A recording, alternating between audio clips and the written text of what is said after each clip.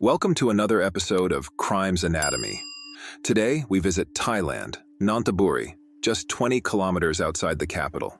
It's a city that lies along the Chao Phraya River. It boasts vibrant markets and malls, fruit orchards, ancient temples, and delicious riverside cuisine. Its people are known for their hospitality, friendliness, and charm. But that's also what makes this true crime story so shocking. This is the story of a husband's dark secret. February 19, 2024, a friend reaches out on social media, desperately seeking help to find Chonlata Muthuwong, also known as Noon. She was very active on social media, such as Instagram and Facebook, regularly posting updates. It was unlike her to go quiet on all platforms. She was last known to be online at 3 a.m. On the day she went missing, she wore a black and white dress, and she celebrated her husband's birthday with friends in Bangkok. After the party ended around 1 a.m. noon, her 33-year-old husband, Sirichai Rakthong, also known as Toy, and their 2-year-old daughter headed back home to Nonthaburi in their white BMW sedan. Meanwhile, as the sun rose over Nonthaburi, Noon's husband, Toy, arrived at the Pak Kret police station with their daughter in his arms to file a missing persons report. He looked anxious and desperate as he recounted a violent quarrel between him and Noon that had unfolded in the early hours of Sunday morning. According to Toy, Noon had abruptly flung open the car door along Klong Prapa Road and leaped out. Frantically, he halted the vehicle, retrieved her, and resumed their journey. Yet, their argument continued as Noon once again fled the car near their residence and darted across the road before disappearing into a cab. Toy disclosed that Noon's GPS signal had last pinged in Chachoengsao province, around 150 kilometers, or 90 miles from their home in Nonthaburi. He admitted they had an argument, and at one point their heated exchange turned physical. However, Noon had left of her own accord. With a heavy heart, he returned to the police station later in the evening, clutching his daughter tightly, hoping for any glimmer of hope or news from the authorities. However, his anguish was soon compounded as he found himself surrounded by a swarm of reporters, hungry for every morsel of information. In a candid interview with the press, Toy spoke of his desperate attempts to reach Noon, lamenting his role as the perpetual apologist in their tumultuous relationship. He begged her to return, stressing her 2-year-old daughter needs her, and reminding her of her motherly responsibilities. Across Thailand, hearts swelled with sympathy for this grieving father left to care for his toddler alone. But amid the outpouring of support, skepticism simmered beneath the surface. Not everyone was convinced by Toy's narrative. Noon's mother, Pen, expressed her bewilderment at the lack of urgency displayed by Noon's husband, Toy, in actively searching for her following her disappearance. She recounted to both the police and news reporters her unease at Toy suggesting that Noon might not return, hinting at the possibility of her moving on. Despite Toy's assurances to Pen that he would continue his search efforts, she couldn't shake off her distrust toward her son-in-law. Pen further divulged disturbing details about Toy's history of violence toward Noon, shedding light on the darker side in their relationship. She revealed that 3 years prior, Noon had filed a police complaint against Toy for assaulting her. Shockingly, Pen uncovered from Noon's friends that this was not an isolated incident.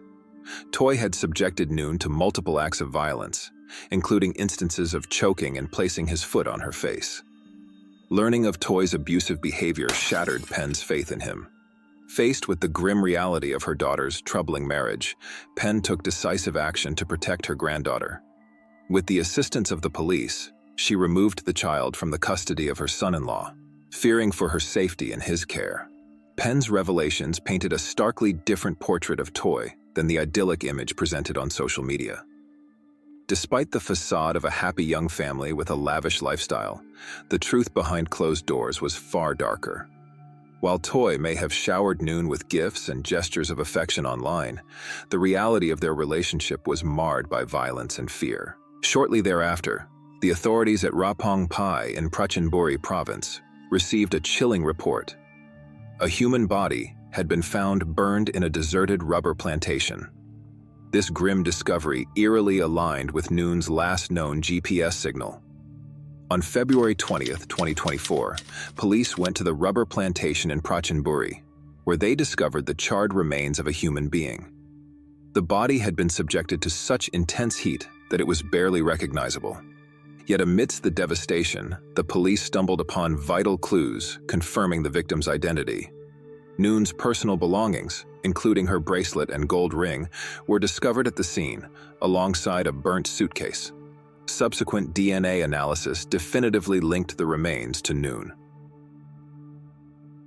With the obvious mounting evidence, and Noon's parents' and friends' dismissal of Toy's version of events, Toy appeared more as the prime suspect in a chilling and unbelievable twist. As the news of this unfolded, a TV news station released CCTV footage that chillingly recounted the final hours leading up to Noon's death, exposing Toy's deceit. Noon's final hours. After celebrating Toy's birthday at a restaurant in Bangkok, Noon expressed her gratitude on Facebook to those who attended.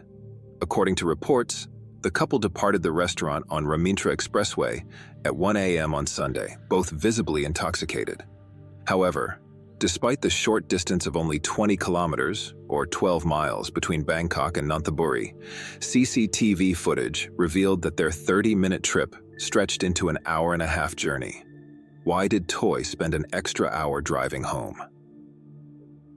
At 1:50 a.m., the footage captured Toy abruptly pulling over their white BMW and dragging Noon to the sidewalk, where he launched a vicious assault. He repeatedly kicked and stomped on her head for nearly 10 minutes. Despite Noon's attempts to flee, Toy relentlessly pursued and continued his onslaught. In a disturbing turn of events, Toy retrieved what appeared to be a brick and mercilessly struck Noon multiple times. Later footage showed Toy returning to his car to retrieve their toddler, who witnessed the brutality inflicted upon her mother. During this ordeal, a passerby walked by, oblivious to the violence unfolding before them. In an interview later, the passerby confessed to assuming it was merely a father tending to his intoxicated wife while caring for their child. Once the passerby had left, Toy returned their daughter to the safety of the car before callously dragging Noon, now unconscious, back into the vehicle. Despite her still appearing alive, police suspicions mounted that Toy continued his assault upon reaching home, resulting in Noon's tragic demise.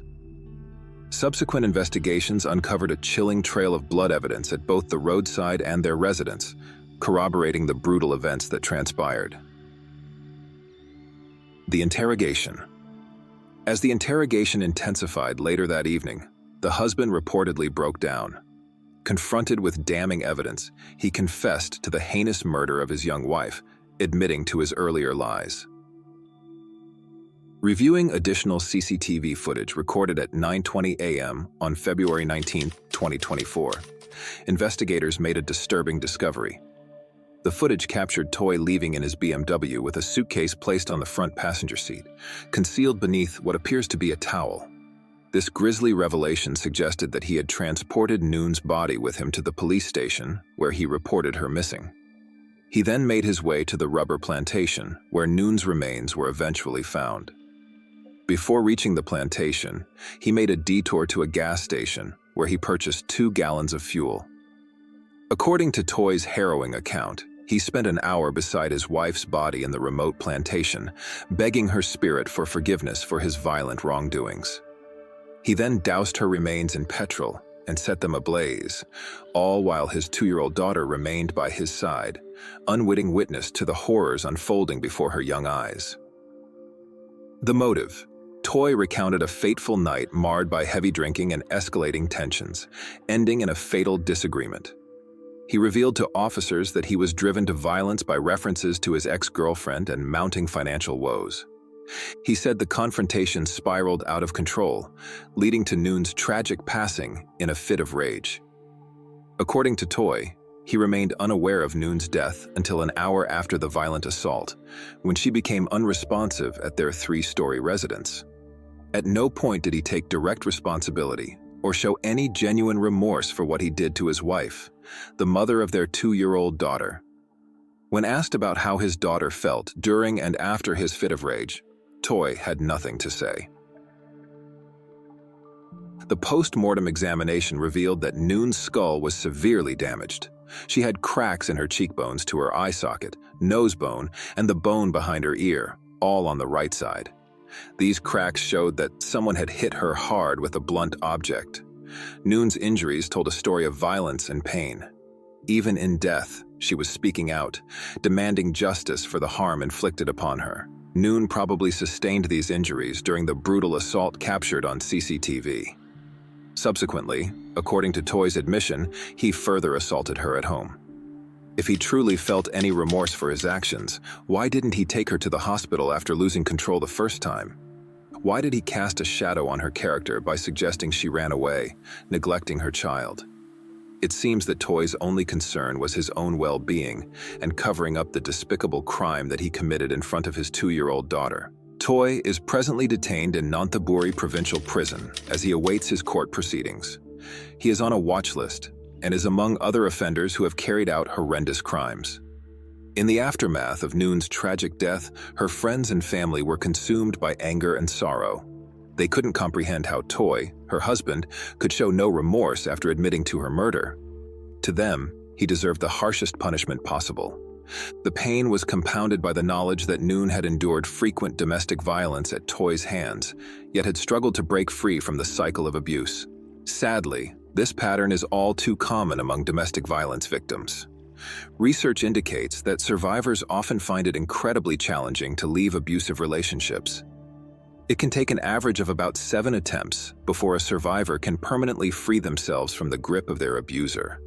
Noon's story served as a stark reminder of the complexities and obstacles faced by victims of domestic violence. It underscored the urgent need for greater awareness, support, and resources to empower survivors and break the cycle of abuse. If you or anyone you know is a victim of domestic violence, irrespective of gender, we implore you to please seek help and not suffer in silence. If you enjoyed our work and want to be part of our true crime community or just show us your appreciation, you can hit that like button. Also consider subscribing and sharing this video. Your support helps us uncover more true crime stories. Thank you.